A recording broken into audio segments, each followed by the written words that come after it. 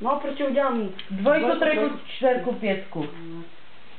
Jo? Já myslím, ale já tam jsem aspoň vyšel na svůj zem. No, to je pravda, no. Tak uděláš dvojku, trojku, Pětku. trojku, čtverku z češtiny, dvojku, trojku z matiky. A aspoň tři udělej, to máte No, pro jo, tebe já to zabava udělám. ten všeobecný přehled. No, dobré, Jedu pro věci. No, super. Čak byl. Ne, Saša!